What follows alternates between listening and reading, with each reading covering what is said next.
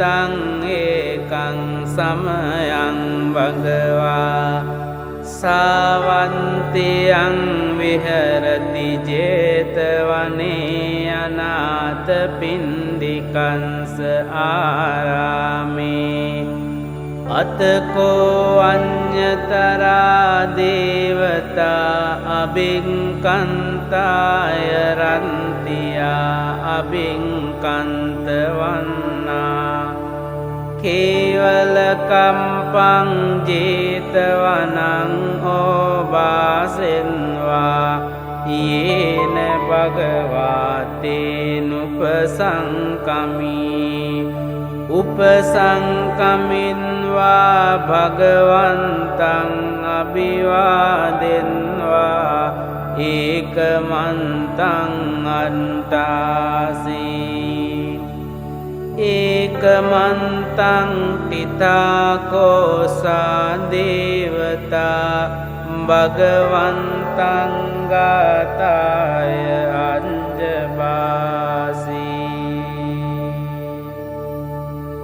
බහුදේවා මනුන්සාච මංගලානි අචින්තයොං ආකංකමානා සොන්තානං බ්‍රෝහි මංගලමුන්තමං අසේවනාච බාලානං පණ්ඩිතානංච සේවනා පූජාච පූජනීයානං ඒතං මංගලමුන්තමං පතිරූපදේශවාසෝච පුම්බීජ කත පුඤ්ඤතා අන්ත සම්මා පනිදිච ඒතං මංගලමුන්තමං බාහු සංචංච සිම්පංච විනයෝච සුසිංකිතෝ සුභාසිතාච යාවාචා ඒතං මංගලමුන්තමං මාතා පිතු උපට්ඨානං පුන්තදාරංස සංඝෝ අනාකුලාච කම්මන්තා ඒතං මංගලමුන්තමං දානංච ධම්මචරියාච ඥාතකානංච සංඝෝ අනවංජානි කම්මානි ඒතං මංගලමුන්තමං ආරති විරති පාපා මංජපානාච සංයමෝ අප්පමාදෝච ධම්මේසු ඒතං මංගලමුන්තමං ගාරවෝච නිවාතෝච සන්තුන්තිච කතං යුතා කාලේන ධම්ම සවනං ඒතං මංගලමුන්තමං කන්තිච සෝව චන්සතා සමනානංච දන්සනං කාලේන ධම්ම සාකච්ඡා ඒතං මංගලමුන්තමං තපෝච බ්‍රහ්මචරියංච අරිය සංචාන දන්සනං නිබ්බාන සංචිකිරියාච ඒතං මංගලමුන්තමං පුන්ටංස ලෝක ධම්මී චින්තං යන්සන කම්පති අසෝකං විරජං කේමං ඒතං මංගලමුන්තමං ඒතාදිසානි කන්වාන සම්බන්තමපරාජිතා සම්බන්ත සොන්තිං ගච්ඡන්තිතං තේසං මංගල මුත්තමන්ති ඒතේන සංච වංජේන හෝතු තේ ජය මංගලං ඒතේන සංච වංජේන හෝතු තේ ජය මංගලං ඒතේන සංච වංජේන හෝතු තේ ජය මංගලං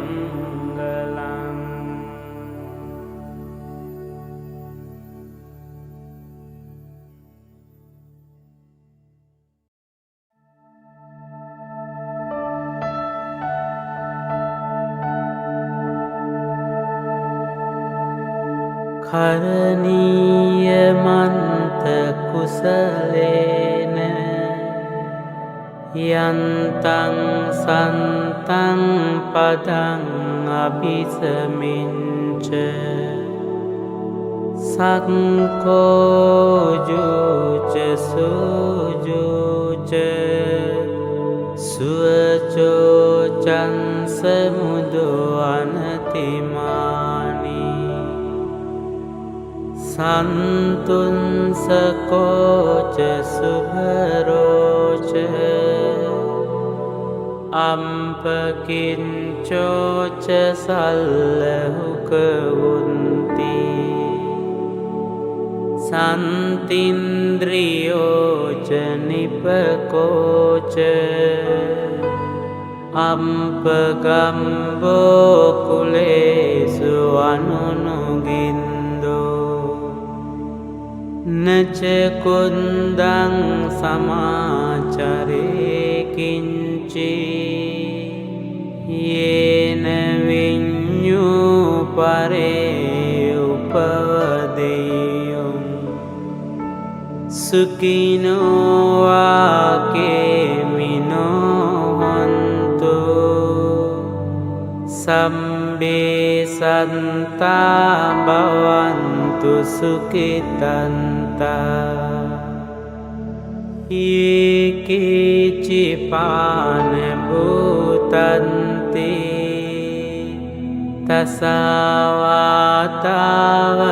තසවාතාවරාවා අනවසේසා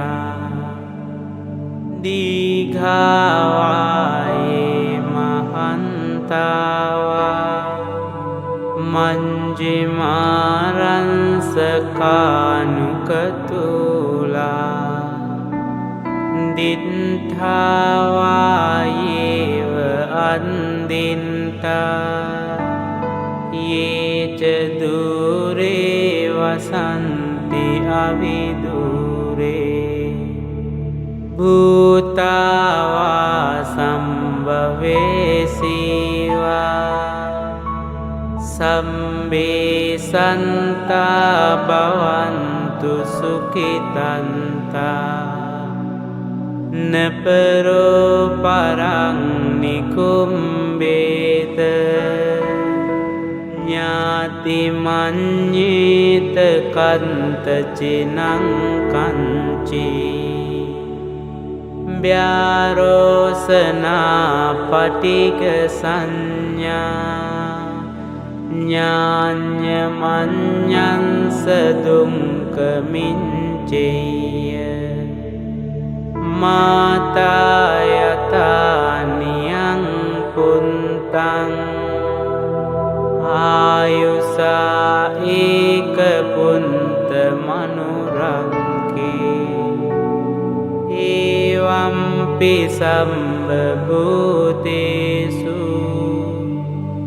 මාන සංභාවයේ අපරිමාණං මෙත්තංච සම්බලෝකස්මින්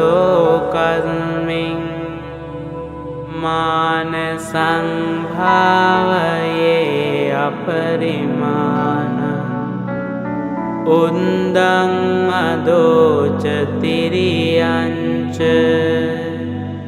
අසංභාදං අවේරං අසපත්තං තින්ඨං චරං නිසින්නෝවා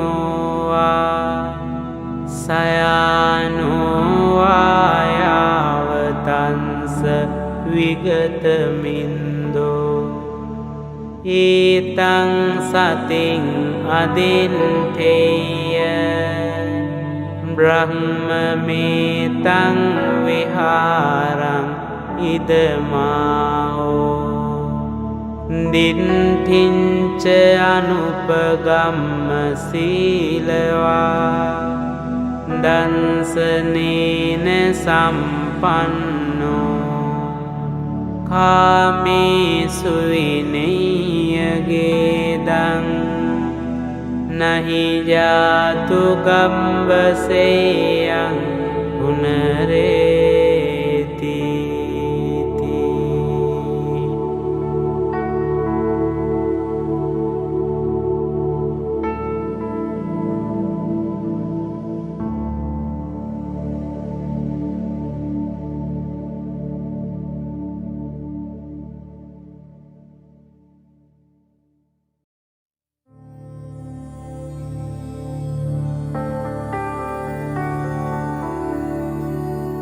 එවං මේ සුතං ඒකං සමයං භගවා සාවන්තියං විහරති ජේතවනේ අනාථ පින්ඩිකංස ආරාමේ අතකෝ අඤ්ඤතරා දේවතා අභික්ඛන්තාය රන්තියා අභික්ඛන්තවන්නා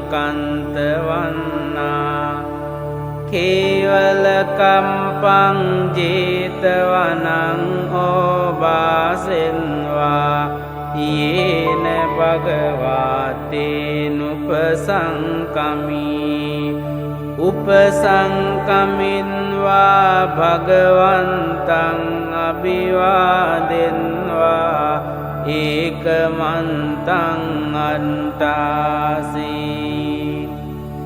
ඒකමන්තං පිතාකෝසා දේවතා භගවන්තං ගාතාය අංජබාසී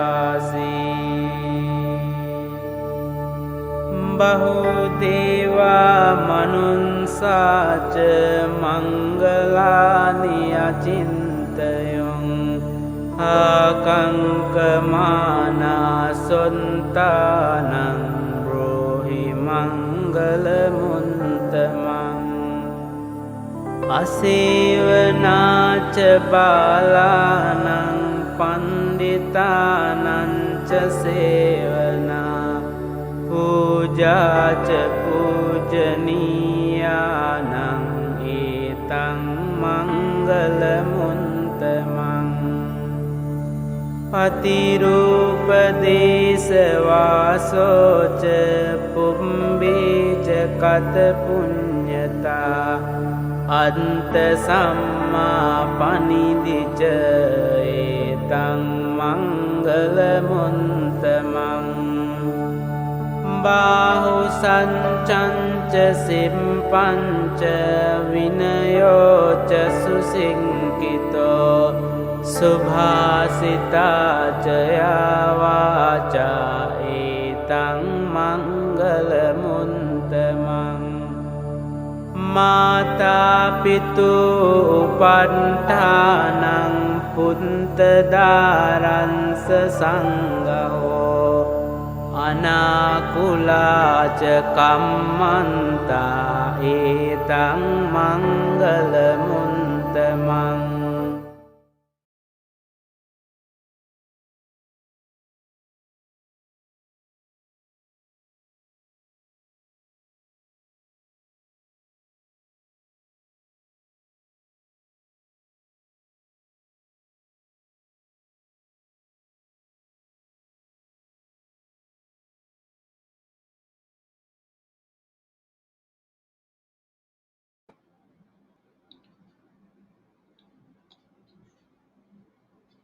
Namo Buddhaya. Good morning. Good morning. It's a good weather this morning. Happy to see so many of you have logged in so early. It was a wonderful day. Many of you could have mirrored this event on your smart TV in your living room to share with your family. Or those of you who had already shared the link with your friends, families, sadhu to you. Well done. To ensure clarity, just check on your Wi-Fi. All right. Namo Buddhaya, brothers and sisters in the Dhamma. Welcome to another SGBA 65th online Sunday Buddha Puja service. This weekly online puja service has been giving the opportunity to our Dharma friends, Buddhist devotees near and far, to continue with our Buddhist faith and practices constantly, weekly listening to the chanting and the Dharma talk. Welcome, our Dharma friends who are watching out of Subang Jaya. Brothers and sisters, let us prepare ourselves and sitting comfortably, relax our bodies, and compose our mind. Let go of thinking about the past and future. Be in the present moment. I shall now hand over to our puja leader, Sister Anne. Over to you, Sister Anne. Thank you, Rajan. Good morning, brothers and sisters in the Dhamma. Namo Buddhaya. Let us begin with our Sunday Buddha Puja. May we invite Brother Jim to make the offerings to the Buddha.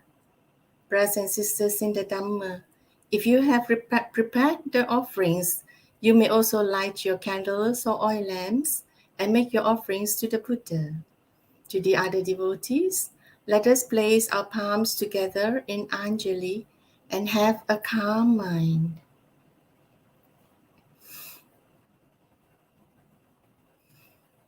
Namo tassa bhagavato arahato samma sambuddhassa. Namo tassa bhagavato arahato samma sambuddhassa. Namo tassa bhagavato arahato samma sambuddhassa.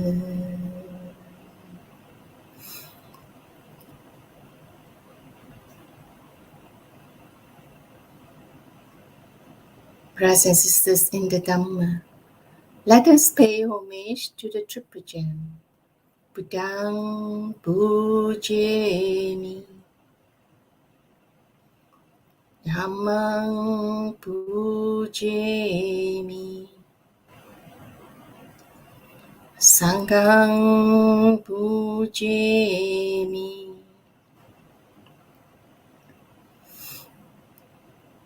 Brothers and sisters in the Dhamma, let us together take refuge in the Triple Gem and observe the 5 precepts.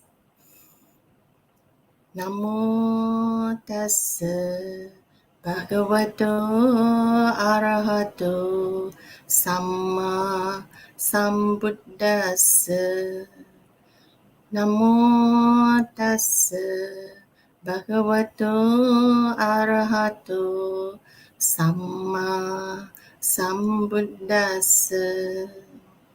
Namo tassa bhagavato arahato samma sambuddhassa. Buddhang saranang gacchami, Dhammang saranang gacchami, Sanghang saranang gacchami.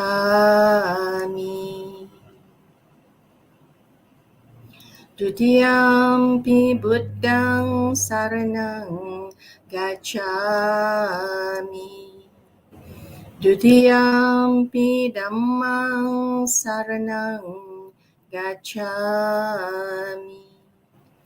Dutiyampi sanghang saranang gacchami.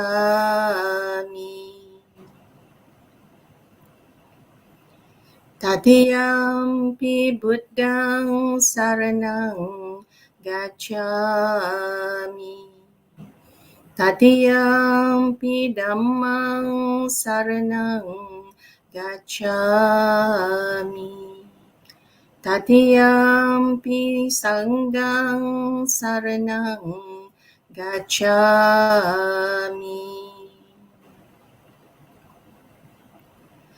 Panatipata veramani sikkhapadang samadhiyami. Adinadana veramani sikkhapadang samadhiyami. Kame sumiccacara veramani sikkhapadang samadhiyami. Musavada veramani sikkhapadang samadhiyami. Surameraya macca pamadatthana veramani sikkhapadang samadhiyami. Imani panca sikkhapadani samadhiyami. Imani panca sikkhapadani samadhiyami. Imani panca sikkhapadani samadhiyami. Sadhu, sadhu, sadhu.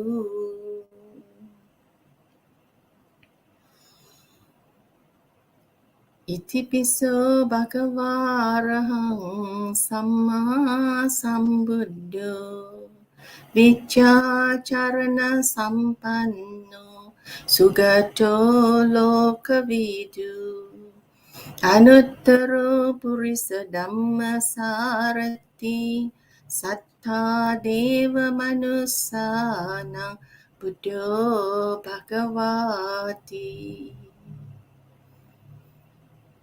Swakato bhagavata dhammo sanditiko akaliko ehipassiko oppanayiko pacchattam veditabbu vinyuhiti. Supatipanno bhagavato savaka sangho Ujupatipanno bhagavato savaka sangho Nyayapatipanno bhagavato savaka sangho Samicipatipanno bhagavato savaka sangho Yadidang chattari purisa yugani atta purisa pukkala esa bhagavato savaka sangho ahuneyo pahuneyo dakineyo anjali karaniyo anuttarang punyakeitang lokasati.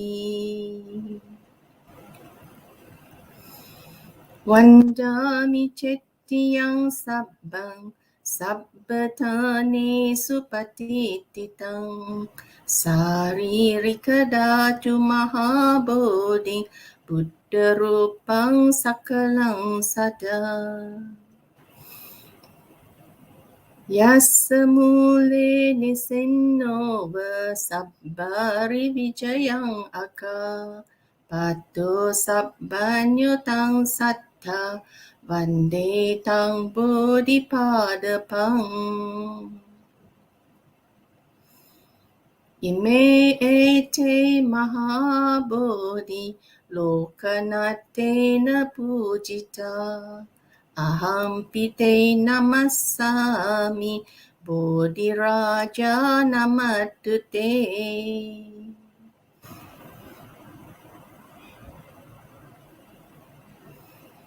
Ganasara paditena dipena tamadansina Tiloka dipang sambuddhang pujayami tamonudang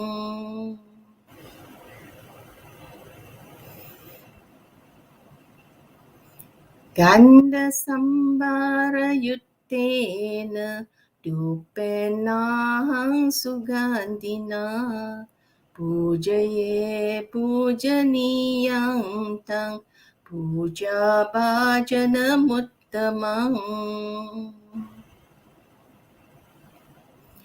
Vannaganda gunopetang etang kusuma santating Pujayami munindassa siripada saroruhe Pujemi buddhang kusumena nena Punyena mettena ca hotu mokkang Puppang milayati yata idang me Kayo tata yati vinasa bhavang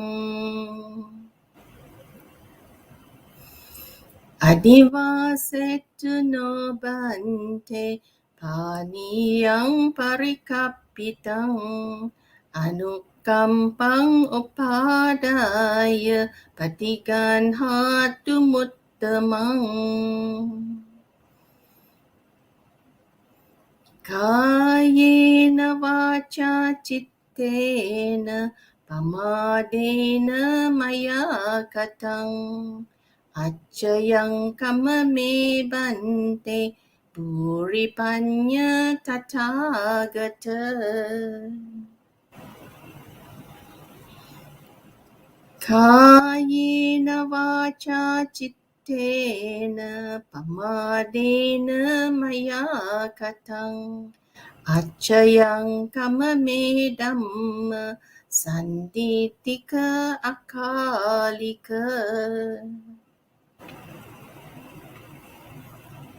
Kayena vacha cittena pamadena maya katang Acayang kamame sangha supatipanna anuttara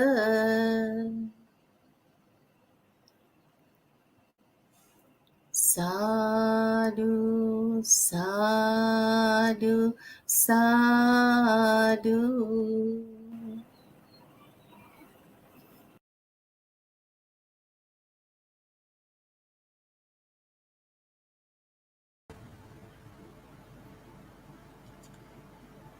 Namo Buddhaya, brothers and sisters in the Dharma.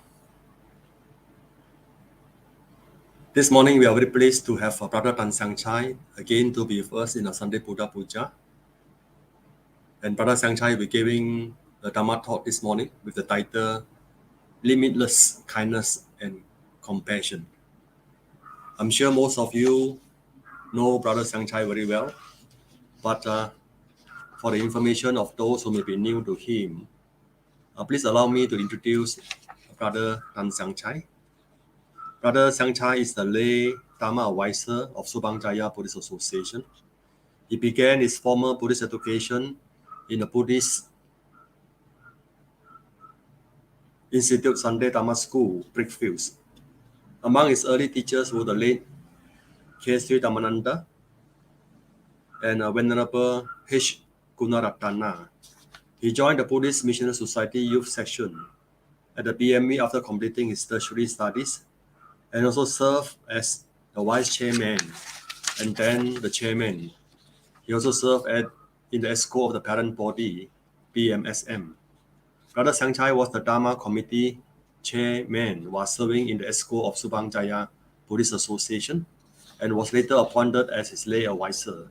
Currently, Brother Sangchai is the director of Nalanda Institute, the education arm of Nalanda Buddhist Society. Brother Sangchai is a striving meditator and is active in sharing the Dharma at various Buddhist centers in Malaysia and Singapore. His talks center around daily practice of the Dharma and how it transforms one's life. He feels it's important to understand the essential teachings of the Buddha, as it gives Buddhists a strong foundation of knowledge which prevents them from wrong interpretation and practice of the Dharma. Brothers and sisters, if you have any questions pertaining to this talk, you may type your questions in the comment section. We shall then invite Brother Sangchai to answer your questions after the talk. However, due to time constraint, we may not be able to answer all questions, in which case we ask for your understanding and forgiveness. Brothers and sisters, we are pleased now to invite Brother Sangchai to deliver the talk on limitless kindness and compassion. Over to you, Brother Sangchai. Sadhu, sadhu, sadhu. Sadhu. Thank you, Brother Jim. Good morning to dear Dhamma brothers and sisters who have joined us this wonderful Sunday morning. You are all well, and I must also greet our brothers and sisters in the Klang and Coast Buddhist Association for also coming in to be with us this Sunday. Today, I would like to continue with the topic I was discussing, I think 2 Sundays ago, which is on the Brahma Viharas. And we will go through the Brahma Viharas again to understand what they are, for those who have just joined us, so you can get a more clear picture of what we are talking about. So I have given the title to today's talk as Limitless Kindness and Compassion. And we will focus on the first two in this talk. We will focus on the first two of the Brahma Viharas, that is Metta as well as Karuna. So Metta, as you know, means loving kindness, the sense of kindness that is in most human beings, but they somehow forget about this sense of kindness. And Karuna, which is compassion. So I would request our brother to start the slideshow, so that I can present. Yes, thank you. So limitless kindness and compassion. And this is the second of the series. We will continue, of course, with 2 others. And hopefully today we get a chance to do some practice as well, some practical application of what we understand. But it will depend on time. Next slide, please. So let me open with this statement. And it is very, very relevant. In fact, it signifies what the Buddha's teachings was all about. This statement goes, the quality of your life, actually all our lives, my life included, the quality of your lives, our lives, depends on the quality of our mind. So what I'm trying to say is, how our mind has been conditioned will have a large part to play on whether we enjoy our life or not. How we have been taught, how we have learned, how we have seen the nature of the world goes into our mind. And then our mind will try to make some sense of it according to our parents, according to our relatives, our family, our teachers, our friends. Then that mind will start to create a structure by which we will understand the world. And then when I refer to the world, I also refer to our life. So whatever we take in will condition us. And when it conditions us, we will see the world in that way. So this conditioning, the Buddha said, is very, very important.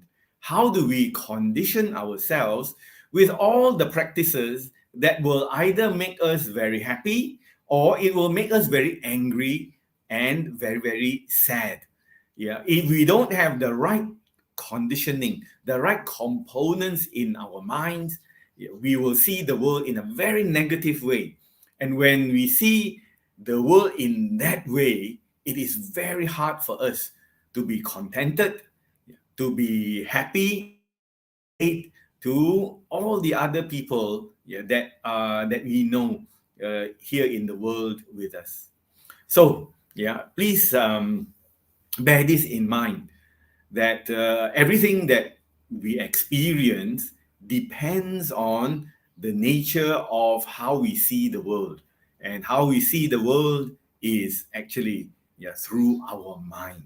The Buddha said, there are only, if we take, there was a famous teacher who said, if we take life, what we experience, to be a concert of classical instruments, that means our whole life is a piece of music played by a group of musicians.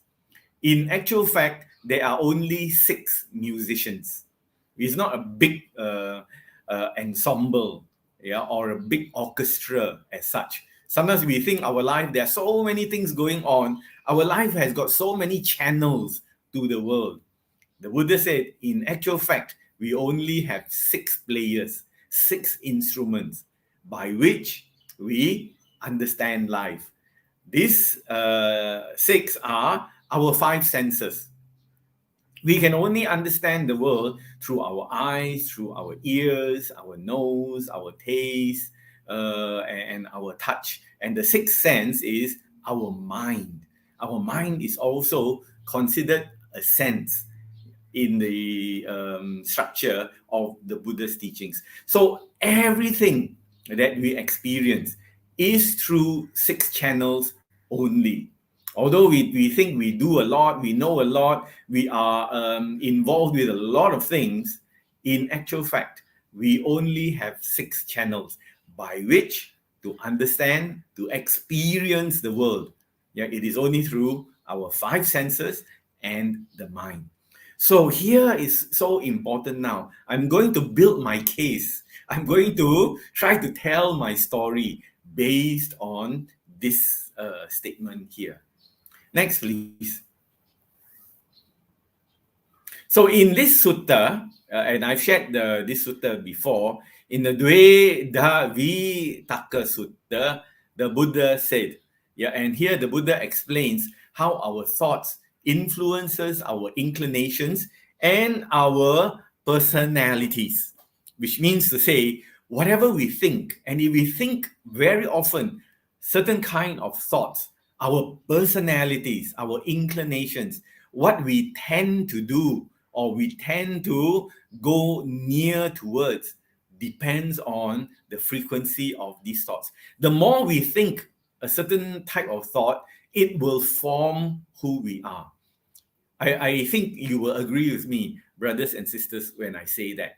When we are young, if we are filled with all kinds of unskillful thoughts, such as thoughts of hatred, thoughts of anger, we will grow up to be angry as well, and we will hate others. That means we are conditioned by whomever. It could be by our family, it could be by our friends, it could be by our teachers, who keep telling us this world is bad, this world is not good, this world is full of very bad people, and people are trying to get you, and people are trying to harm you. You will grow up not trusting anyone. You might be also very angry at them. So this is important for us to understand and to reflect on. If we look at ourselves, we are thinking and seeing the world in this kind of way. What are the main influences? What have we experienced in order to think like that? But of course, one of the things that are very important, one of the forces or the elements that influences us is also our past karma, the karma that comes to us through all these things that we have done in the past. It is also an influencer. That means it also conditions our mind. If in the past we have done a lot of bad things, it is hard to think that in this present life suddenly we will be very good people, because the conditioning, the habits of past lives will also come in and influence us. So in here, the Buddha is very concerned with the here and now. And the Buddha in this sutta said, "Bhikkhus, whatever a bhikkhu frequently thinks and ponders upon, that will become the inclination of the mind." If he frequently thinks and ponders upon thoughts of renunciation, and he abandons sensual desire, then his mind will be very geared towards the renunciation. And renunciation doesn't always mean wearing the yellow robe and shaving your hair. That is only outward renunciation. We can renounce all the bad qualities that we have. We can renounce our greed, our anger, our jealousy, our ill will. Those things also can renounce. Those are that is an internal renunciation. The Buddha in this sutta further says, if he frequently thinks and ponders upon thoughts of non-ill will, and he gives up thoughts of frequently has thoughts of non-cruelty, he then abandons the thoughts of cruelty to cultivate. There is no more all this anger and cruelty, and so he cultivates non-cruelty, and then his mind inclines towards thoughts of non-cruelty. The Buddha in other suttas, especially the Sigalova Sutta, said that having the right friends are very important for one's development. If we go out and mix with the wrong friends, suddenly we go and join the wrong crowd, the wrong group. Their actions and their speech to us, how they influences us, will lead us in the wrong direction. That's why our parents, our family said, be very careful about the friends that you choose. So here the Buddha said, because of those friends, they frequently influence your mind. They encourage you to do certain things that are not good. So therefore, you will go down the path of difficulty and pain, and more suffering. But if you follow the right friends, you follow the right teachers who give you the right advice, chances are your life will turn out very comfortable, very smooth, and very, very easy. So here is the important sutta that we need to take into account. Next, please. So here at this point, I would like to talk about the condition of the world. I also mentioned that our teaching, the teaching of the Buddha, the teaching that we are studying, is based on the reality of other faiths. Their main connection is towards the Creator God, because according to their beliefs, The Creator God created them.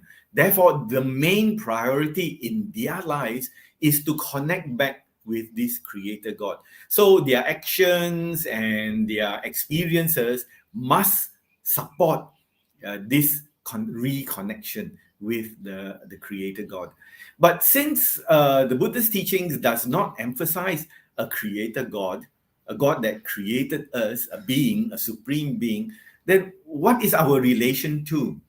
So our main relation is to the reality of life. Yeah, we look at what life is all about. And the Buddha teaches us that the main condition, the main reality of life is that there is suffering. Yeah, there is this in Pali, the word dukkha. Yeah, we experience dukkha in different forms. Sometimes we are a little bit irritated. For example, when our coffee is cold, why is my coffee so cold? That is irritation. It is also dukkha. To the very, very extreme dukkha of dying of a disease. Those people who die of COVID, they actually drown in their own fluids of the lungs, because the lungs cannot get rid of the fluids. The lungs cannot work properly, and so they actually either drown or they are they actually are strangled by not having enough oxygen. That is extreme dukkha. But here, we talk about the range of dukkha. Not getting what we want, getting what we don't want, is dukkha. Not being able to enjoy is dukkha. And having the things that we don't want, we don't enjoy at all, such as all these pains and all over the body, when our hair turns white, when our hair drops and the skin becomes more wrinkled, we look at ourselves in the mirror and say, where did my youth go? And that is dukkha. So what I'm going to share with you, dear brothers and sisters, is today very much based on the nature of the mind, as I explained, and our relation with dukkha. So all of us experience dukkha, this unsatisfactoriness. In fact, we tend to base our life around enjoyment, sensual enjoyment. If we can eat something we like, if we can do something we like, if we can buy and own something we like, we think that we are enjoying ourselves. But eventually, things also fade away. And then what are we going to do? We look for the next round, the next cycle of enjoyment. So this is what our life is basically based around. To keep on looking, to keep on working, to get more and more money so that we can buy and enjoy. And most of the people in the world think that life is like this. There's nothing better to do than to work and get money and buy things and enjoy things. But the Buddha said that there is another way of looking at life. That is simplicity, to have a very, very clear and free mind. And when we have clear and free mind, we are happy. We don't need to buy things. We don't need to go shopping so often. We can be happy by ourselves. So the relationship with suffering then takes another angle. But if we are caught by the consumer, by the materialistic and the worldly conditions, then we need to go on like that, because we don't know any other way. And as I've said, the Buddha teaches us another way to be happy, and that is to be simple, to let go at certain times. We can't let go everything, but when it's time to let go, we let it go and be light in our heart. And that way, the suffering doesn't affect us so much. But our frame of mind is also very important. How do we train our mind to be closer to other people? If we are hateful, if we are angry all the time, how can we be happy? If we don't trust, if we think everybody is going to take advantage of us, how can we be happy? There is no peace. There's no friendliness. Yeah, there is no reaching out to other human beings. And in that way, when there is so much ill will and aversion in those people's lives, they have a lot of suffering. Yeah, their relationship to suffering, yeah, is very strong.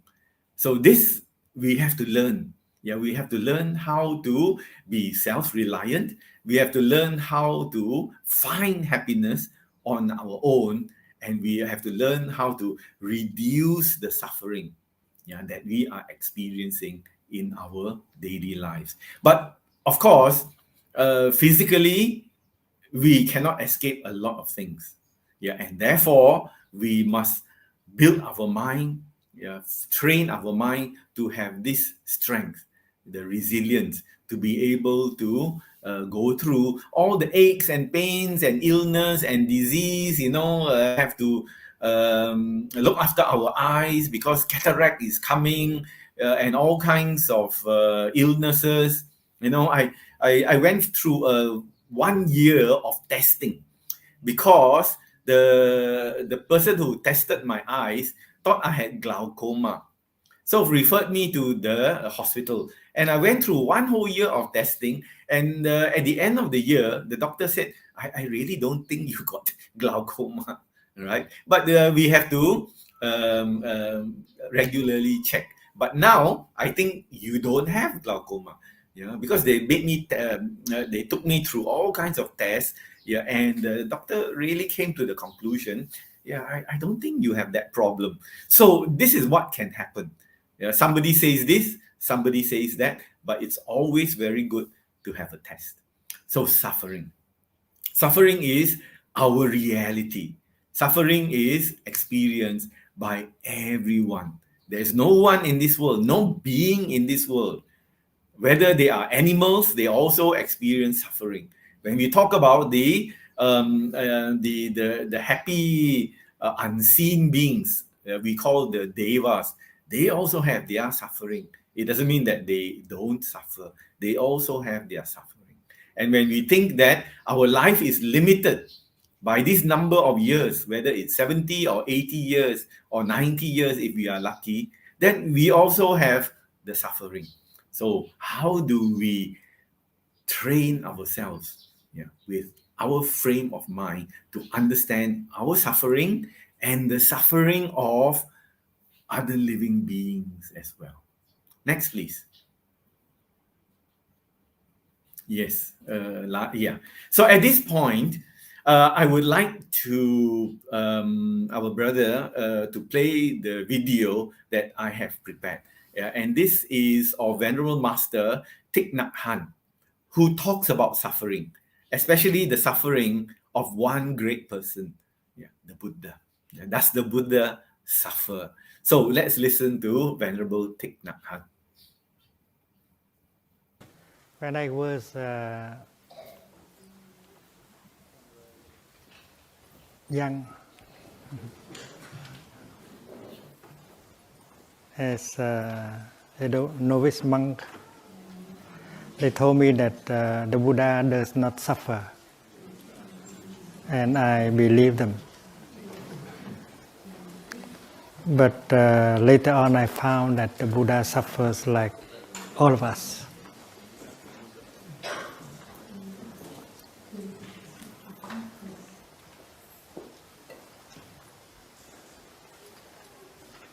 So there are people who ask the question, what is the use of becoming a Buddha if you still suffer?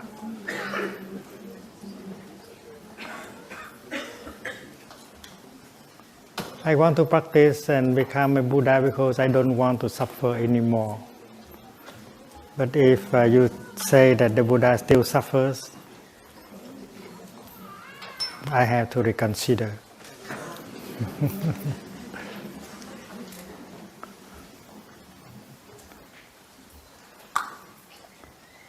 And in Plum Village, we have learned and found out that the Buddha does suffer because he is a Buddha, but he is also a human being.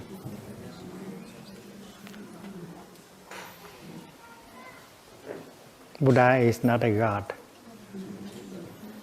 He is a human being like all of us. He has suffered, but he has learned and practiced. And he knows how to suffer. When you know how to suffer, you suffer much less. So there is an art called the art of suffering. You come to Plum Village, we learn that art, how to suffer.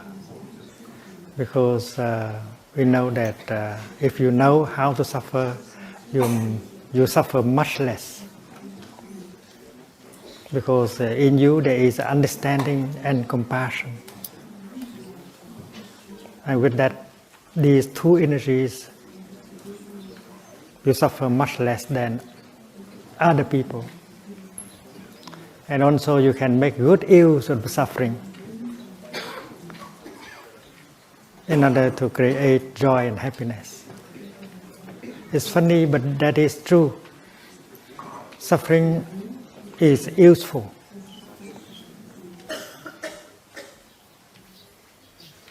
If you know how to make good use of suffering, and then you can create very wonderful things like compassion, understanding, love, happiness. It's like the mud and the lotus flower. You cannot grow lotus flowers if you do not have the mud. So those of us who know how to make good use of the mud, we can grow beautiful lotus flowers.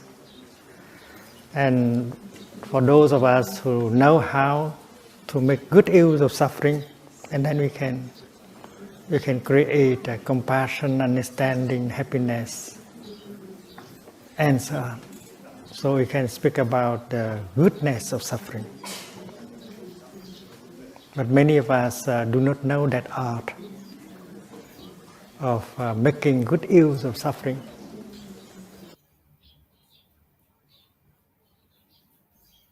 Yes.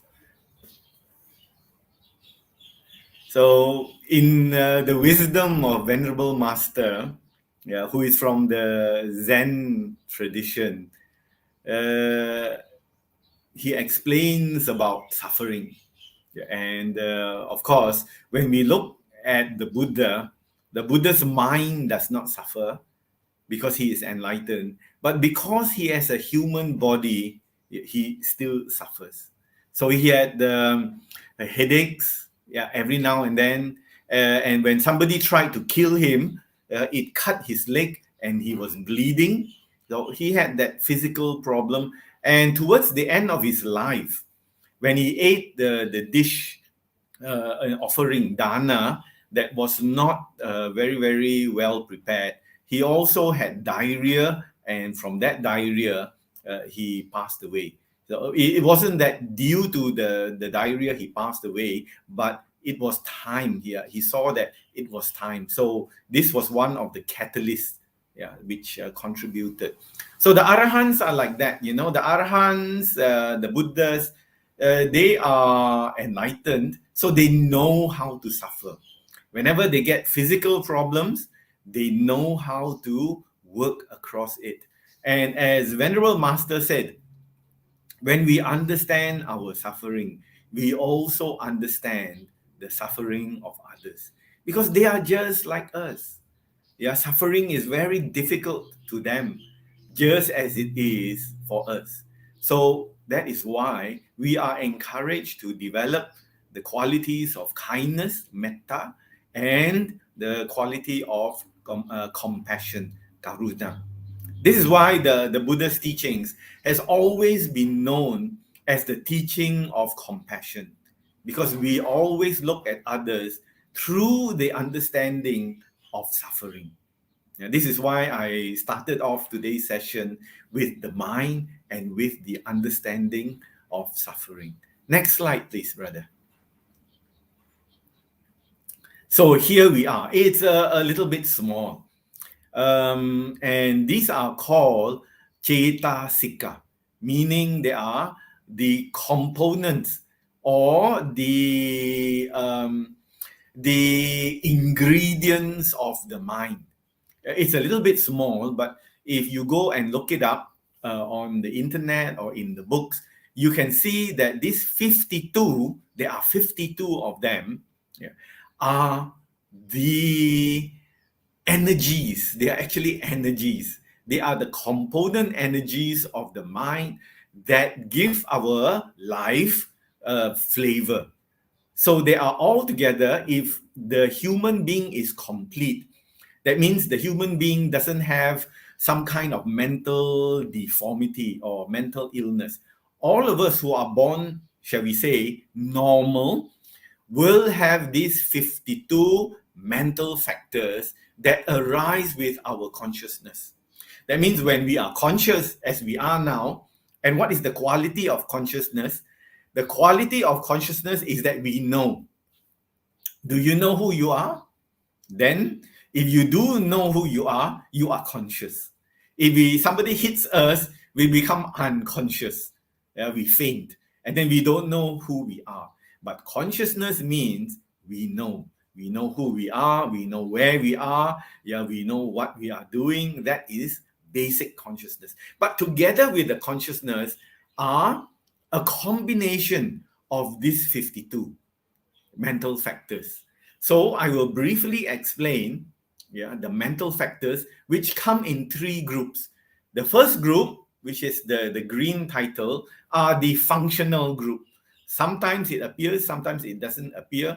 They are not the moral, or they are not immoral. They are just working. They are functional. The one in the green column, the Buddha described these as immoral. And there are 14 of them. The functional ones, there are 13. The immoral ones, which influences a person to do unwholesome things, there are 14. And then we move on to the other group where there are 25. And the Buddha has called these 25 beautiful mental states, mental factors.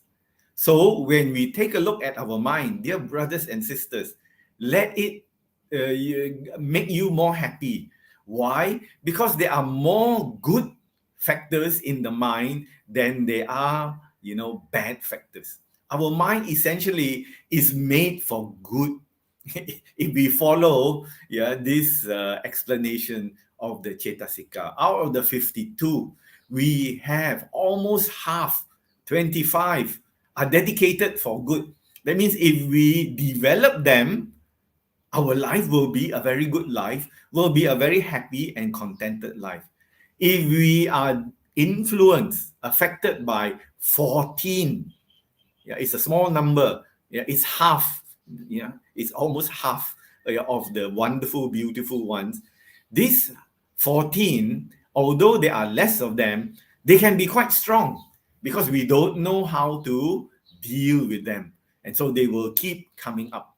So what I like to do, this is not a Abhidhamma lesson.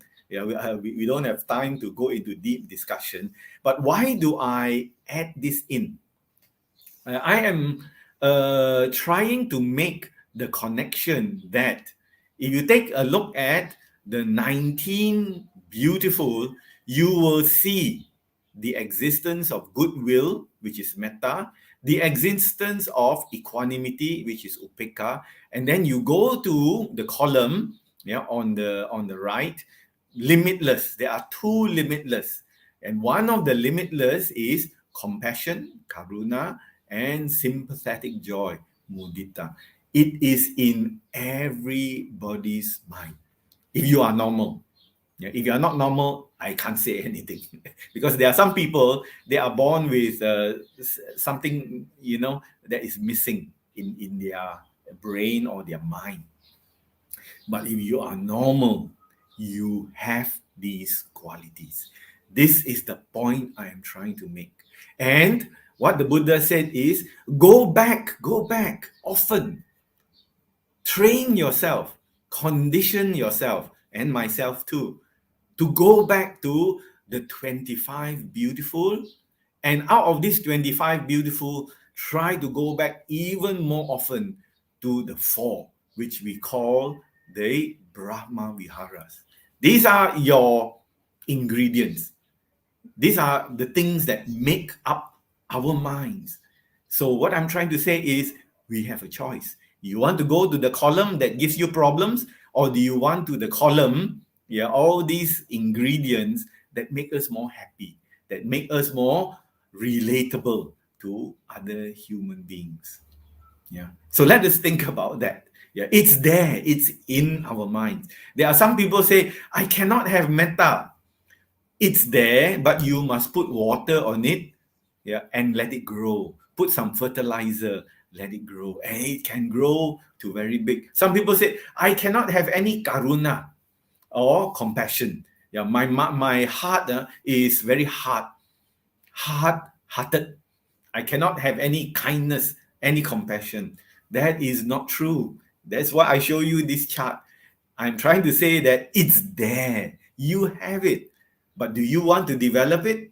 That's the choice. So I hope to convince you today to develop it more and more and more, so that we become kinder and more compassionate to all our fellow beings, to human beings as well as to animals, and those around us. Next, please.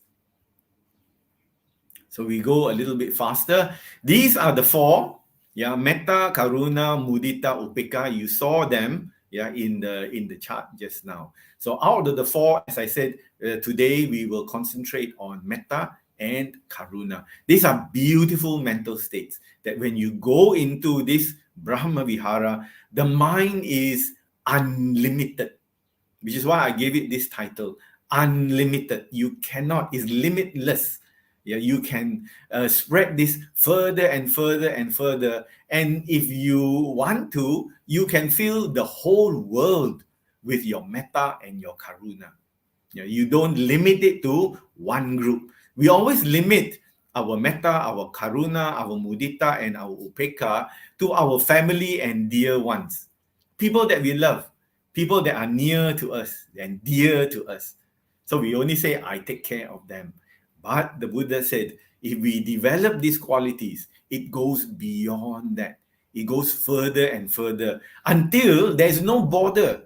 Whomever you are, wherever you are, however you are, I still share, radiate my loving kindness and my karuna to you. Even though you oppose me, even though you are making life difficult for me, even though you don't share my opinion and my way of seeing things, I still share my metta with you. If we have that frame of mind, it becomes very peaceful. It becomes very positive, and we become more and more happy, in our lives. Next, please. So these are the characteristics which I shared with brothers and sisters last week. Metta is loving kindness, or karuna is compassion or benevolence. And they are near qualities. They are qualities that look like it. For example, metta, please hit the button. Advance. The far enemy is ill will. We will recognize it. But the near enemy is attachment. So we think we have metta, but actually we want to be close to the person to get something out of that person. Karuna, next please. The far enemy of karuna is cruelty. Don't care about them. But the near enemy is a heart that is crying all the time. There is grief, there is pity, there is sorrow.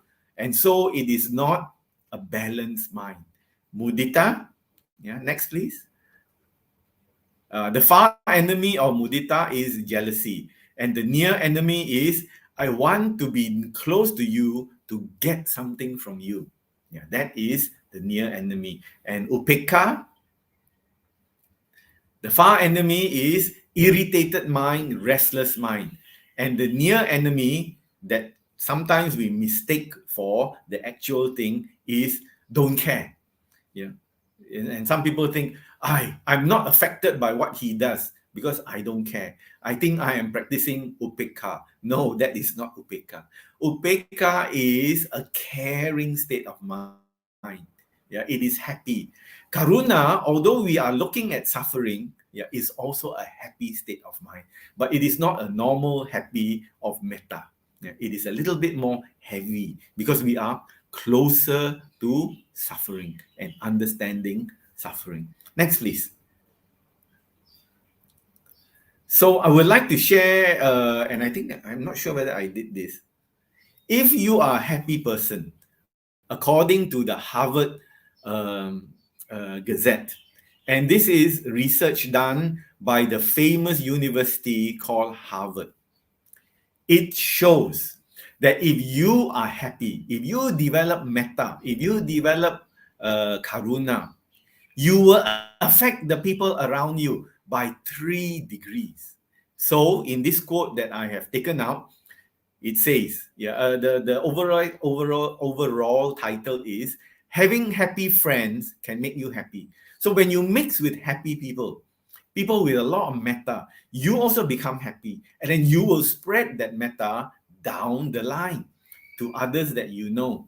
So the quotation I have made bigger here is, one person's happiness triggers a chain reaction that benefits not only their friends, but their friends' friends, and their friends' friends' friends. 3 levels it goes out. The effect lasts for up to 1 year. Not just 1 week, not just 1 month, 1 year. Yeah, so it does a lot of benefit, my dear brothers and sisters, to come here and try to understand what is metta and what is karuna. Because if you are convinced by the story today, by the case I am making, we can practice it, and your practice will be spread 3 levels of the people around you. But if you mix with people that are not happy, then it doesn't work. You must mix with people that are happy. Their state of mind, their cetasika are always happy. That means their components, mental factors, they keep bringing up the happy mental factors. They leave aside the sad and the angry and the irritable mental factors. Yeah, the mental factors, we have a choice.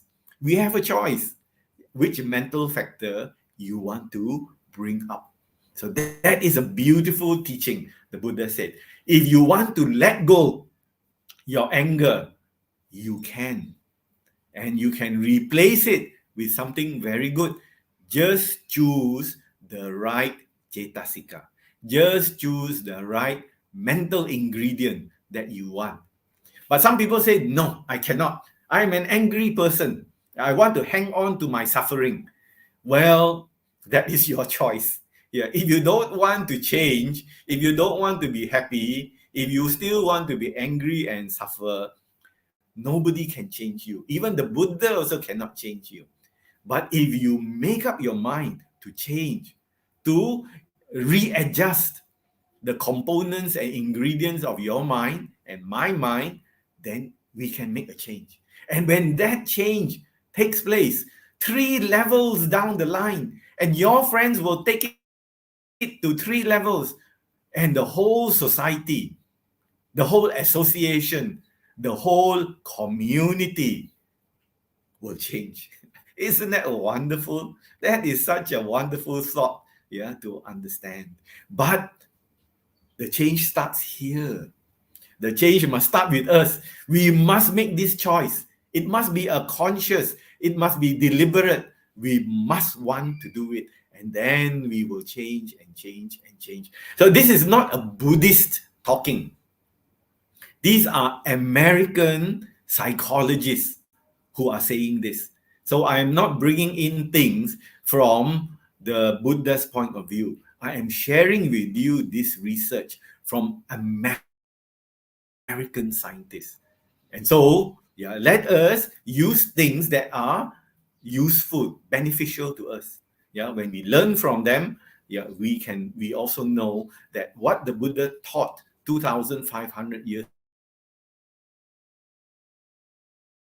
is as contemporary and current and used in this modern age. Next, please. Next slide, please.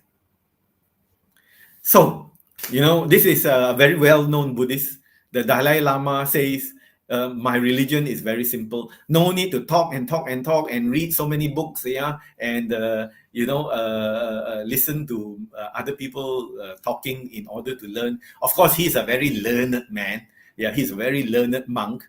Yeah, but he says it's very simple. My religion is very simple. When somebody asked him, Your Holiness, can you describe your religion? And the Dalai Lama said, my religion is very simple. I don't have to talk so much about it. What is my religion? My religion is kindness. Don't be harsh. Don't be angry towards other people. Open up your heart, towards them. So have metta. Religion is kindness. Such a great thing for the most famous Buddhist in the world to say, that if you really want to be Buddhist, you must be kind to others. Next, please. So, one of the wonderful things that we can experience is through metta, karuna, mudita, and upekkha. The practice of these 4 Brahma Viharas, it makes our heart more steady. It doesn't make our heart confused. It makes our heart and our mind very, very steady. And we can always go back to it if we are disturbed. Yeah, if we don't feel happy at anything. Like, for example, somebody might bring you some bad news and your mind is not steady. You can go back to these states. Go to the Cetasika drawer. Yeah, the Cetasika cupboard, 52 there. Take out the metta, put inside. Take out the karuna, put inside. And then our mind will be very steady. Yeah, because the loving kindness opens you up. Yeah, and when it makes you more kind, it becomes steady. The compassion opens you up to other people's suffering. And when you are open, you are more steady. Next, please. Next slide, please. And this is the very, very strange thing. It's the strangest thing when you really think about it. You have no defenses. You let go your pride. You let go your fence. You let go your protection. Because in life, we want to protect ourselves. We want to protect our ego. We want to protect our sense of self. But when we practice the Brahma Viharas, we let go of this ego. So there are no defenses. I open up my ego to you. But the wonderful thing is you can't be hurt. Why do we protect ourselves? Because we don't want to be hurt by others. And maybe in the past, we have suffered at the hands of somebody who hurt us. Said something which we don't like, or even betrayed us. We don't expect them to do certain things, but they did those things. So our heart is hurt, suffered a lot. But when you take on the Brahma Vihara, when you practice it, when you put it into your mind and you call it up until it is very steady, you let go and you are in a state of loving and compassion to all beings. So they might come and say things to you. Never mind. You cannot be hurt. Because your love for them, your compassion is so great, you accommodate them. You go and hug them. I know you are suffering. That's why they say all these things.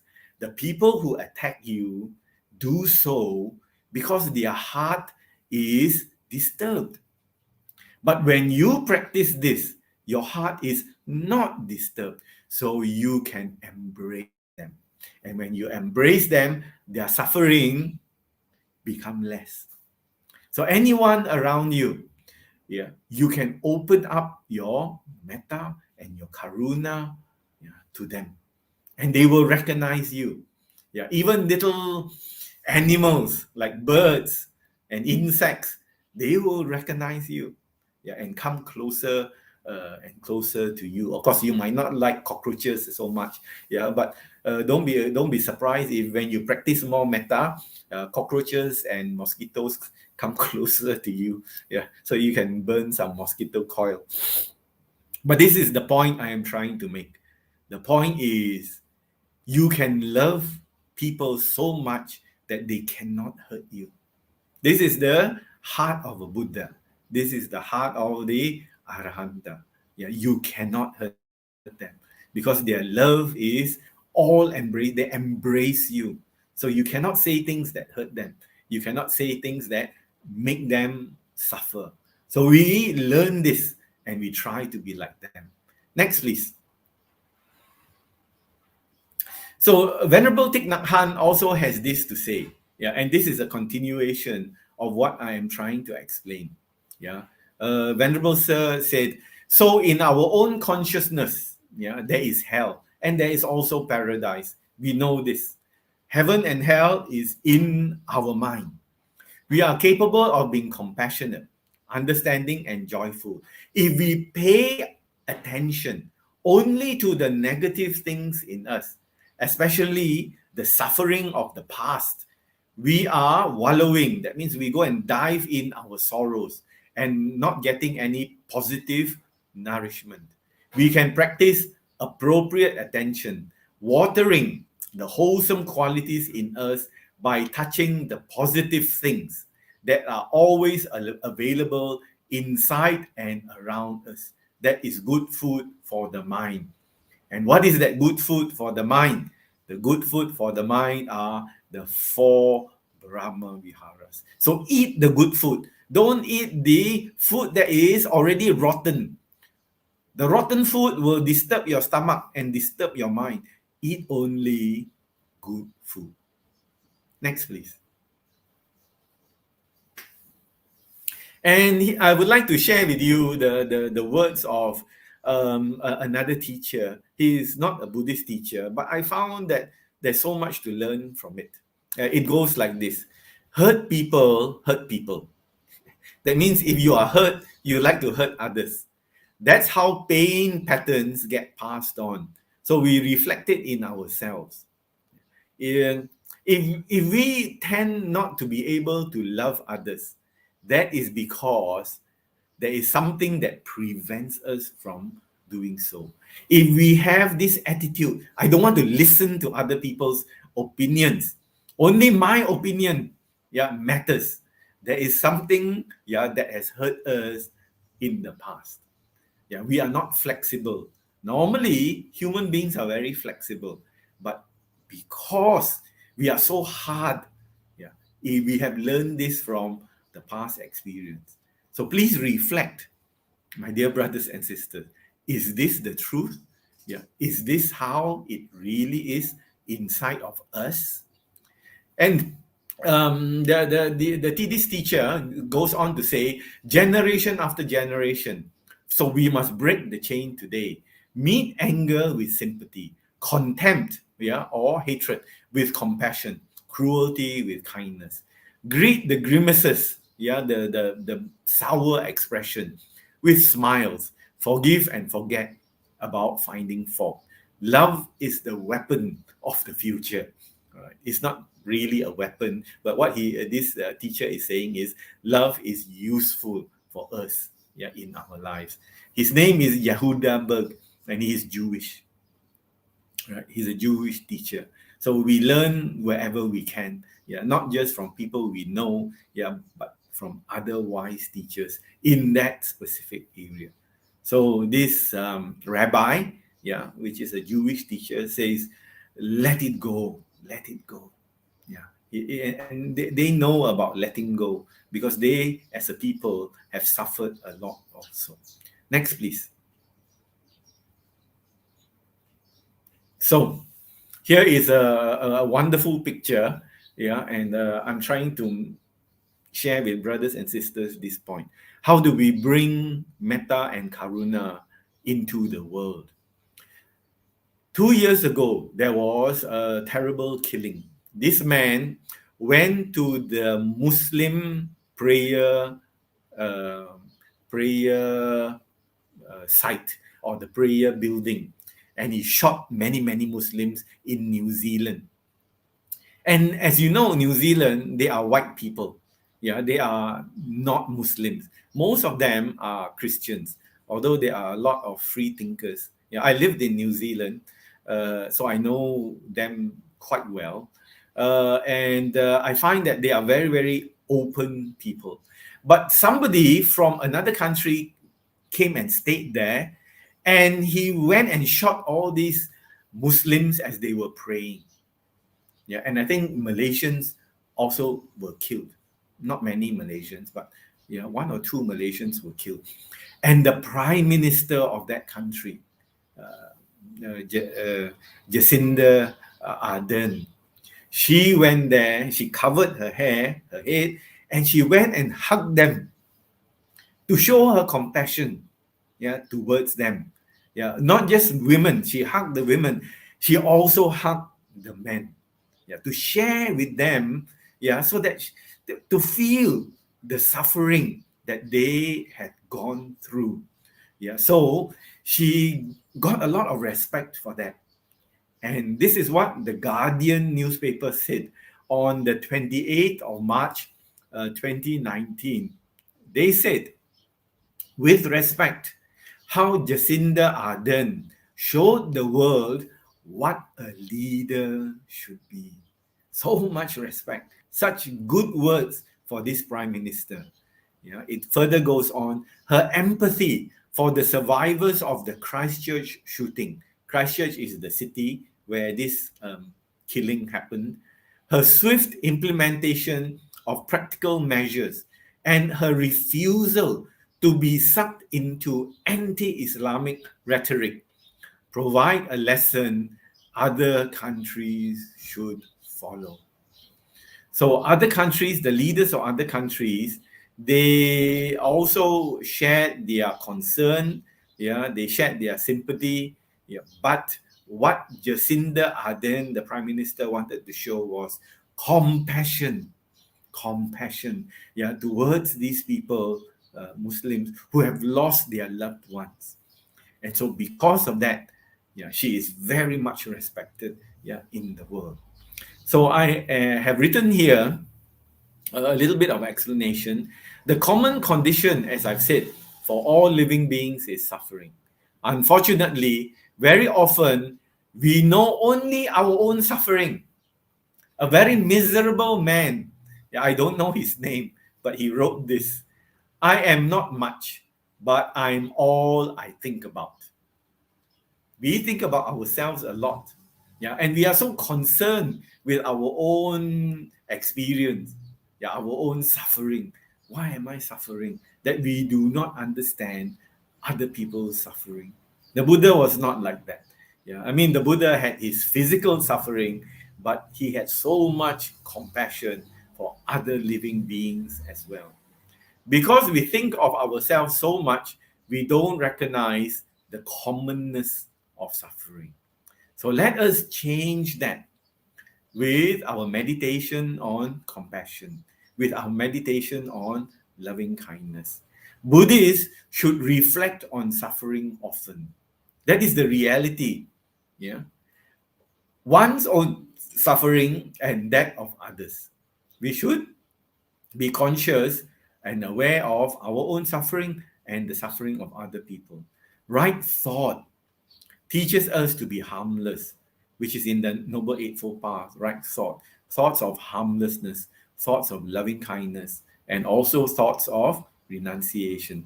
Renunciation means we let go those things that are not good for us. But in that cultivation, we also realize the pain of others. So through intellectual, so my explanation to you now is an intellectual activity. I'm trying to appeal to your head, but also through practical means, through the heart. When we do the meditation, it is through the heart. We should constantly develop our capacity for loving kindness and compassion.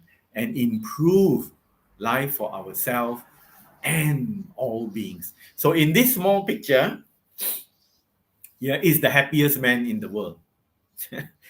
Western science established that Venerable Matthew Ricard, who is a Buddhist monk of the Tibetan tradition, he is the happiest man in the world. They couldn't find, with all the scientific instruments, another person happier than him. But they all found that one group of Buddhist monks, the group that they tested, Buddhist monks, were extremely happy in their mind. So he is very kind to animals, full of compassion, and they also love him very, very much. And this I have seen.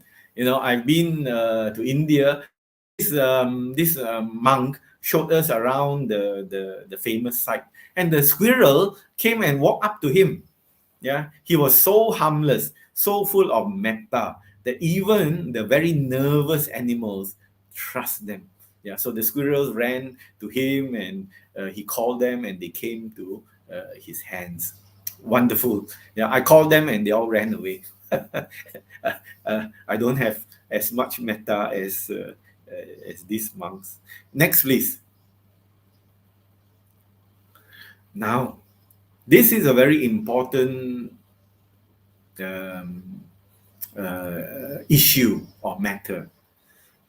How do we teach our children to be compassionate? Do we actually do it?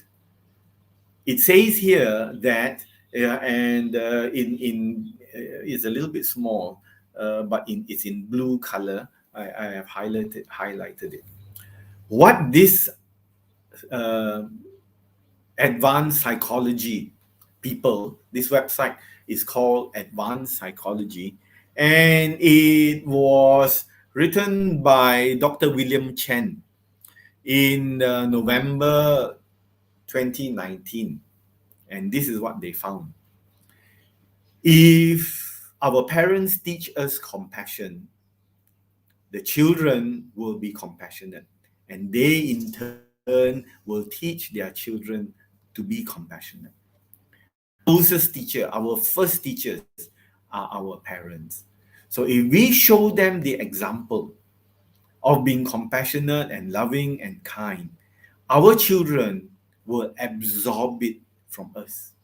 We might not be able to explain it very well, but they can see that their father and their mother are kind to others, kind to other living beings. They don't have the hateful attitude.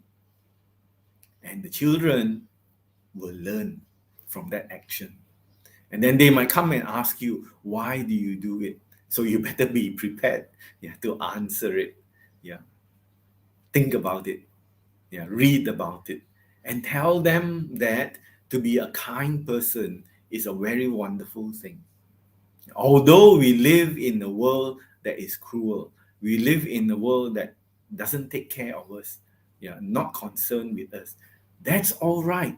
That is them. That is other people. We can be kinder ourselves to others. And in our immediate community, like I said, I showed you the other research, they also will be kind to us. When we teach our children kindness, when we grow old, they will in turn be kind to us. And at that time, when we are old, we need the kindness of our children. We need the kindness of the younger ones, to come and talk to us, to come and hug us, put the hand, around our shoulder. So it is an investment, and I think this investment will pay off. The investment of kindness and compassion. Next, please. So, do we have time? No, we really don't have much time. But let us go on to the next slide. Go on to the next slide for practice. So these are the pointers. And I will go through this again. When we do the actual practice. We can skip this one. We go on to the next one. And the next one is the loving kindness practice. So there are certain words that are very important. Loving kindness, as I said, is a cetasika. It affects our head and it affects our heart as well. So you must bring up the feeling of loving kindness in your heart. It is there. I told you it is there. 52 cetasikas. One of them is this metta. You can bring it out of your cupboard or your drawer and put it inside here. It's there. I guarantee you it is there. So then what we need to do is we need to exercise it. We exercise it with words, with some kind of intellectual activity. So as we think about it, we grow it in the heart. So there are a few people that we can radiate the metta and the loving kindness to. There's also, after this, there is the compassion. But I don't think we have a lot of time. So we try to do this a little bit, just a little bit. So the metta is when you radiate the loving kindness to a certain person, you can have an idea, but don't have a picture. For example, you want to radiate loving kindness to your family. So you can have the rough idea of your family in front of you, in your mind. But don't have the clear picture. This is my wife, this is my daughter, this is my son, etc. No, don't form clear pictures. You don't need the clear. All you need to know is this is my family and this is the idea of my family, and I will radiate my loving kindness to the family. So let us prepare. We just do a very short practice. First of all, relax. You may open your eyes, or you may half close your eyes, or if you want to, you can close your eyes totally. So you can kind of visualize roughly the people that you are radiating the metta to. You are calling up the metta and you are directing it to these people. So you are saying the words in your mind, but your heart is reaching out. Before you can reach out with your heart, you must open your heart. Open your heart to whomever you are radiating the metta to. So sit comfortably, relax your body, relax your head, relax your eyes, relax your chin, relax your neck, your shoulders, and just relax. Right? You can half open, or you can close your eyes. Now just listen to the words. If your eyes are closed, just listen to what I am going to recite. And you can ask us, we can send this to you, or you can take a picture of it. It will be on the video format, so you can refer to it later on. So now go to your heart area.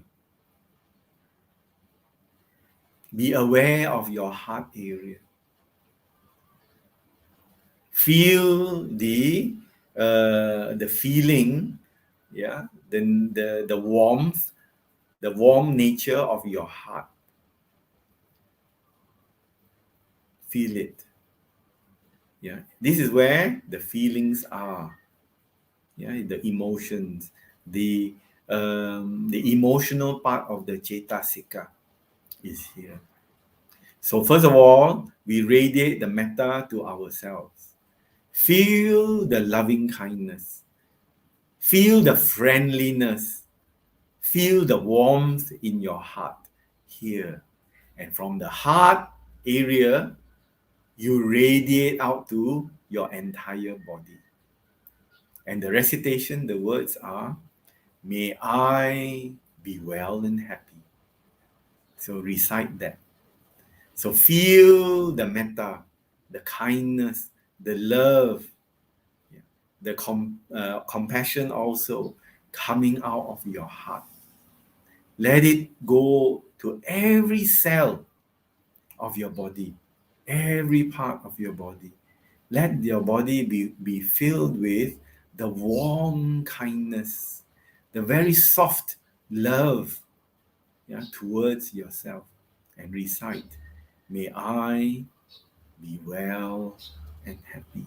And feel yourself becoming more and more well and more happy. It's your choice. You can do it. May I be well and happy. May I be well and happy.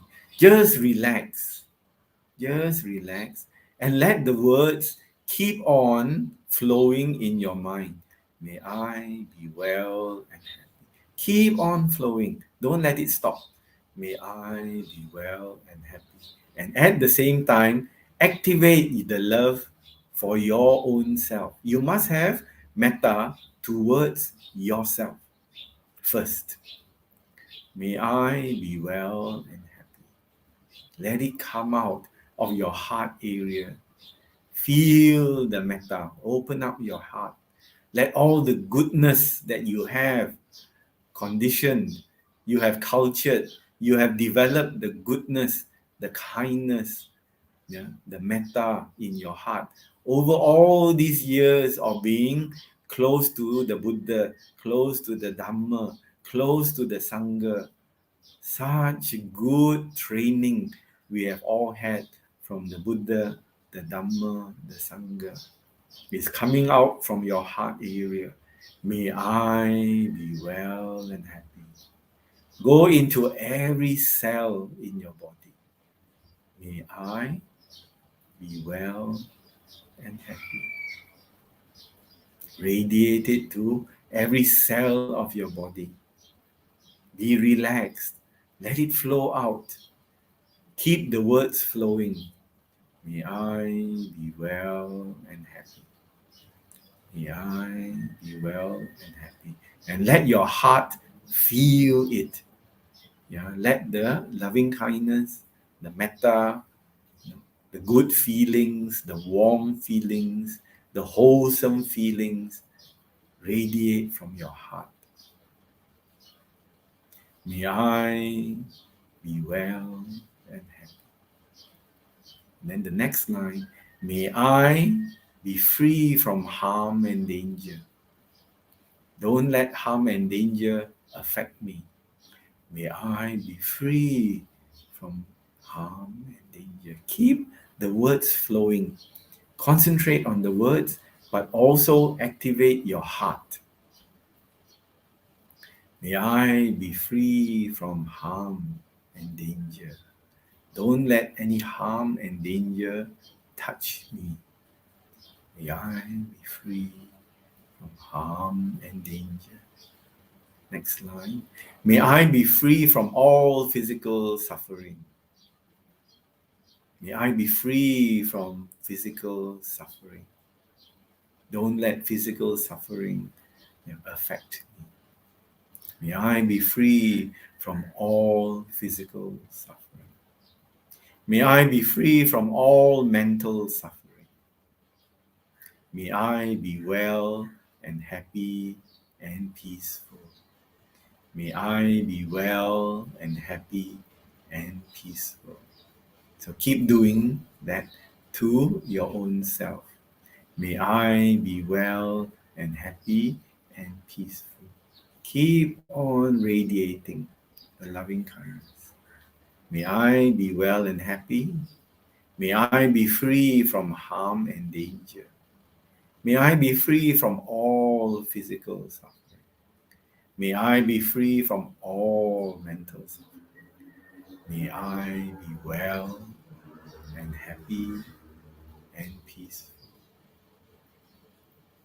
Let it radiate from your heart, but you concentrate on the words and activate the metta from your heart. May I be well. Make a wish. Yeah, make that wish. May I be well and happy and peaceful. Let it go down to your heart and every cell in your body that you are well and happy and peaceful. May I be well and happy and peaceful. Let it flow. Recite the words. May I be well and happy and peaceful.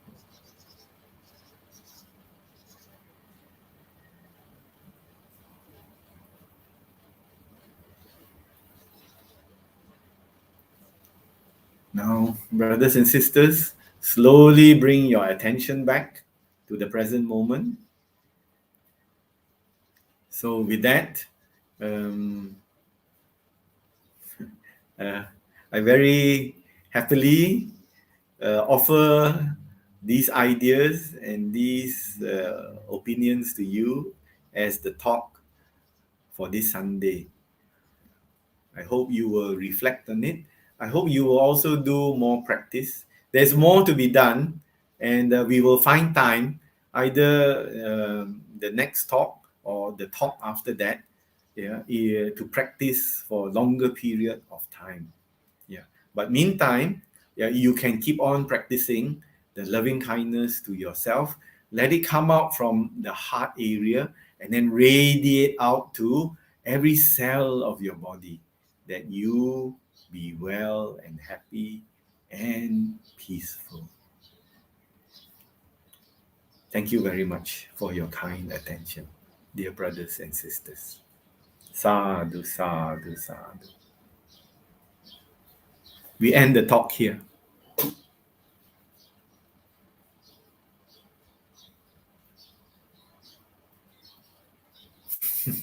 Come back from your meditation.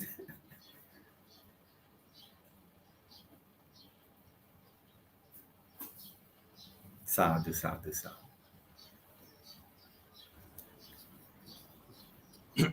Sadhu, sadhu, sadhu. Thank you, Brother Sangchai, for the very profound and very inspiration Dhamma talk this morning on limitless kindness and compassion. I think which is a good reminder for all of us on how our thoughts condition our actions and hence our habits and therefore our character and eventually our destiny. So it's good for us to cultivate our mind in a loving kindness and compassion. Now it's time for Q&A, question answer session. Brothers and sisters in the Dharma, do you have any questions? Brother Sangchai, in this competitive world with so many people lacking in kindness and compassion, striving to win the rat race at all costs, are we putting our children in a disadvantaged position by teaching them to be kind and compassionate when others are not kind and compassionate? Yes. Well, the good thing is there will always be other kind and compassionate people in the world, but there might not be as many as the ones who are very competitive. But at the same time, there are those who are very kind and compassionate, but they have not been trained or convinced to be kind and compassionate because they don't see any value. They have led a very hard life, and their life is full of challenges and opposition and difficulty. So they train themselves to be very hard-hearted. The heart has become very hard. So they do not think that there are any kind people in this world. So this is our job. Our job is to train ourselves and then show these people that there are other kind people and soft people and compassionate people in this world. Show them it is possible that to find. So if you want to find more and more kind and good and compassionate people, go to SJBA and you will find them or other Buddhist centers. yeah, and you will find them. And sometimes they are very surprised. Yeah, there are those who never had a chance in their life, but when you tell them about giving chances in their life, they are very surprised. You know, one of my friends, somebody came to his office to rob him. He was the last one in the office, and so because he was alone, this robber came to the office, and then he said to him, "I'm a robber. I want to rob you. Give me money. Yeah, if you have money, I will take from you. If your company has got money, I will take from your company. I want money." And my friend, who is a very kind Buddhist, started to explain to him, if you want money, I can give you money, but I think you should stop robbing people. And then he started to give him a sermon about Buddha's teachings and how being robbing people is not good for him. Yeah, and this robber, he got a shock. Yeah, until he said, "Okay lah, yeah, I understand what you are saying. Maybe you can tell me where to go to find out more. Anyway, I'm not going to rob you anymore. I'm going home now." And so he walked out. Right. So the thing is, he never got a chance to listen to the Buddha's teachings. He never got a chance to listen to people saying that he must be kind and compassionate. Never got the chance because he is always being surrounded by people who tell him you must go and take what you want. So when he heard this from my friend, it was something new to him, but it touched him. It touched him. And so he said, "Okay, I'm not going to rob you. Maybe I will stop robbing others." And then he went off. Yeah. And my friend, was also surprised. Yeah, but he was also very happy that people don't rob him and the company. But it can happen. What I'm trying to say is it can happen.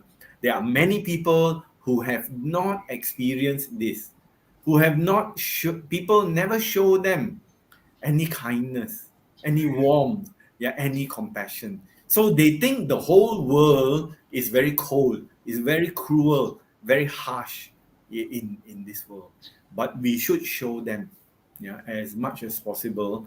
Yeah, and of course, not get into a situation where we will get hurt. Yeah, there are some very angry people that even when you start talking to them, they don't want to listen to you. So we have to be very wise. So which comes to the next part. We also need to show our children that we need to be intelligent and we need to be wise. Everybody, I hope I have convinced you, through the past hour or so, that everybody has compassion and kindness. It's in the mind. We just haven't developed it. Everybody has got it. Yeah, as a cetasika, the Buddha has explained this. It is in the mind. So, we try to look for it in other people. We look for it in ourselves first, the metta and the compassion, and then we look for it, in other people. But of course, we must be wise. We must not let others take advantage of us. We be kind to them, but we also must teach them how to stand on their own 2 feet. And if they want to cheat us, we must also be alert, to the cheating. But if they cheat us, we also are clever enough not to be cheated twice. You can be cheated once, it's okay. This world is not perfect. As long as we don't cheat others, we can be cheated once, then we become clever and we don't go into that situation again. But that doesn't mean all human beings are like that. We know there is kindness in their heart, there is kindness in their mind. They are born with it, they just don't know how to take it out. So we must train our children to be kind and compassionate, but we must also point out that there are people who want to take advantage. But that doesn't mean they are totally bad people. We can avoid them, or we can also teach them how to be kind and compassionate like the Buddha as well. Yeah, thank you. Yeah, thank you, Brother Sangchai, for a very good answer. Due to time constraint, I think we have one more question, last question from Brother Yen Cheong. Brother, Yes. sometimes there is difficulty to let the metta grow within the heart. How is it possible to grow this metta to limitless boundary? Yes, yes. It's first of all, I hope I have convinced you that the metta is there. It is in the 52 mental factors. Yeah, this is the explanation of the Buddha. It is there. So some people find it hard to develop it. But some people find it very easy to develop it because why? They have been developing it in the past. So if you have developed it in the past life or when you were young and you call upon it, it will very readily, very quickly come up. But there are some of us who have not practiced it before. So it can be quite strange. Yeah, it can be quite difficult to call upon the metta. So the only thing is, number one, we must have the understanding of metta. We must have the understanding of compassion. And I hope I provided some understanding of what it is today, how it exists within us. Then we must develop it. And to develop it, we must do the practice. Yeah, the practice of formal meditation as we did. So we did just now metta towards ourselves, then metta towards our family, metta towards somebody we like, somebody who is neutral, and then slowly to the whole world. And eventually, as I said, whatever we turn our mind to, as in the Dveda Vitaka Sutta by the Buddha, if our mind goes there often, our mind likes to frequent. For example, some people like to frequent a coffee shop. This person's coffee is very good, so I frequent the kopitiam. I go to that kopitiam, or I frequent the mama stall because his teh tarik is very good. I keep on going back there to enjoy the teh tarik of this mama stall. So the same thing, we frequently go back. And when we frequently go back to it, it will grow. It will grow a little bit. Of course, in the beginning is a little bit. Then we keep repeating. Yeah, may I be well and happy. May my friends be well and happy. We keep repeating. At first, it is only repeating the words, but we must stimulate the heart. Yeah, we must teach the heart to also feel that emotion. It is a good emotion. It is a positive emotion. So the more we stimulate it, the more it will grow. It might not grow immediately, but when we train it more and more, it will grow. And it will come about because it's there. The seed is there. Nobody is missing this seed. It is there. But we need to call it up. Pour some water, pour some fertilizer. Frequently, go back to it. So when you are free, you just go back to it and then sit there and say, may I be well and happy, and try to stimulate it. May my friends be well and happy. So there will be people that you like. You have naturally metta towards them. So these are the first people. Don't have metta towards people that you don't know. It's not easy. Or people that you don't like. It is almost a challenge, impossible. So you let go those people first. Then the people that you like, you have natural kindness towards them. Like, somebody of the same gender, same sex. Be very careful, because if you like somebody not of the same sex, female or a male of the opposite sex, suddenly the liking might come stronger and stronger and stronger. And then suddenly you go and look for the person. Yeah, try to be close to the person. So you have to be very careful. But these days you never know. I mean, there are male who like male, so that rule sometimes might not apply. As long as you don't have lustful feelings, desire towards this person, then but you still like the person, then you can radiate it to the person. So the first people is people that you like. It is natural. Yeah, like your family, that you like. Yeah, it is natural and easy for you to develop the metta. And then slowly, as you go along, to people that are neutral, you don't like them. And then after that, to the whole world. Yeah, every single being, whether they are near or far, seen or unseen, big or small, yeah, wherever they are, you radiate your metta to them. It takes some time. And the third thing is you must mix with people who have metta. So the more kind people, yeah, that you mix with, it will rub off upon you. Because when you get angry, they will say to you, no need to get so angry. That is okay. Forget about it and practice more loving kindness. So the friends that we mix with are also very important because they encourage us, they influence us, yeah, to be a certain way. So these are the suggestions that I can share with you. But if you cannot find the real group of people, go on the internet, yeah, and look out for in the YouTube video or whatever it is. You can find very loving and kind people, yeah, that you can learn from, especially the monks who have practiced this for a very long time.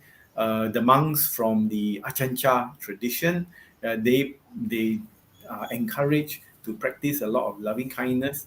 And so you can see by the way they talk, by the way they explain, that there's a lot of loving kindness, yeah, in their voice, yeah, in their mind, in the action, yeah, towards other people. So you can be encouraged by that. Yeah, these are very good people. At the same time, there are also a lot of lay people who are practicing loving kindness. So we must mix with them, and then it will influence us as well. But don't forget about your own development. When you are free, try to practice this, yeah, as a meditation. Thank you. Thank you, Brother Sangchai. Sadhu, sadhu, sadhu. Thank you for the very profound and inspirational talk this morning, as well as the very good answers to our good questions. Actually, there are some more questions, but I think due to time constraint, we have to close here. Once again, thank you. I think we have a very spiritually enlightening or enriching morning, and also listening to a very good talks that enrich our mind too. This morning talks give us a lot of good points that serve as good food for thoughts for our mind. So once again, we, on behalf of members and devotees, we thank you, Brother Sangchai, for the very enrichingly and good Dhamma talk this morning. Sadhu, sadhu, sadhu. Thank you, Brother Tan Sang Chai, for that wonderful talk. What I pick up was hurt people, break the chain today. Yeah. Meet anger with sympathy, contempt with compassion, cruelty with kindness. Thank you very much for that. And we need to practice metta, karuna, mudita, upekka. And we need to practice our metta meditation. Brothers and sisters, thank you for participating in this morning Sunday Buddha Puja service with a calm mind, listening to the Dhamma, sharing. We had a very good discussion session offered by our speaker. And with those merits, we have all the accrued. Let us share and dedicate the merits to all our living and departed relatives, families and friends, and to all beings. Let us dedicate merits to those who have fallen ill due to the COVID-19. May they have a speedy recovery. May they be free from harm and danger. Sharing of merits.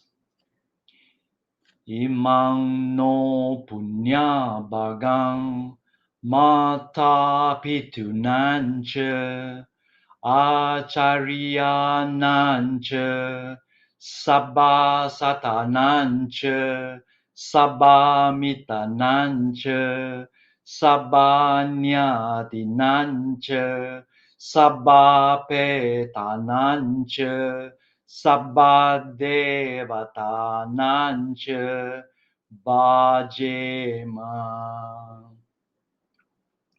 Imang no punya bagang sabba satanang dema sabbe sata sukita hontu.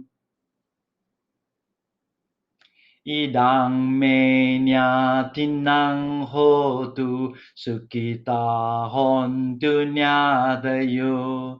Idang menya tinang hotu sukita hontu nyadayu.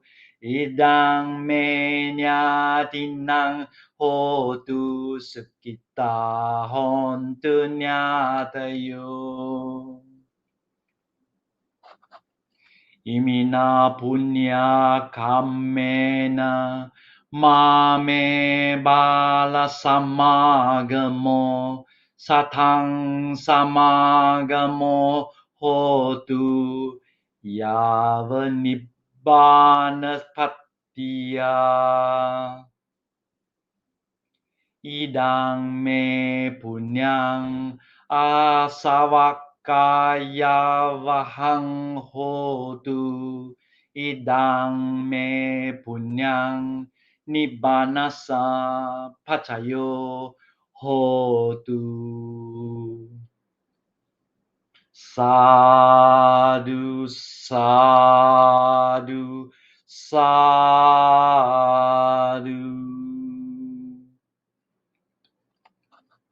Brothers and sisters in the Dhamma, before we end the session, let us pay homage to the Triple Gem. Buddhang bujemi,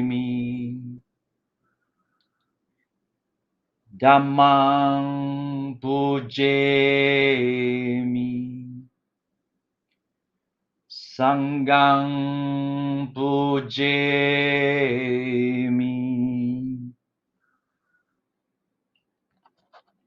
To all devotees, thank you very much for participating. Thank you to those who have expressed kind words, and thanking our speaker, Brother Tan Sang Chai. We have come to the end of this 65th online Sunday Buddha Puja service. We will continue with our Sunday Puja next week on Sunday, 31st of October. Please refer to the SJBF Facebook or your society's Facebook for the information. With the COVID-19 pandemic, we hope you will continue to stay safe. May you and family be safe, well, happy and peaceful always. Sukhi hontu, sabbe sata sukita hontu.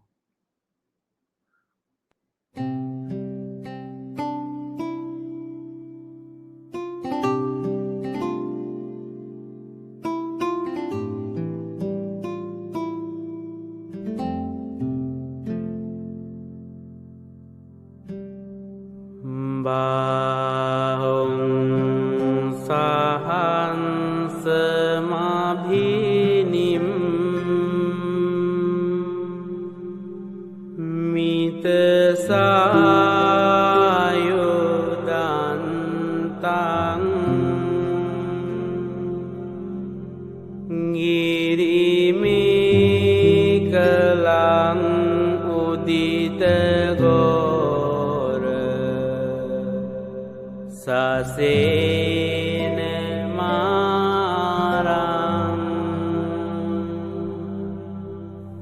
dana විදිනා ජීතවා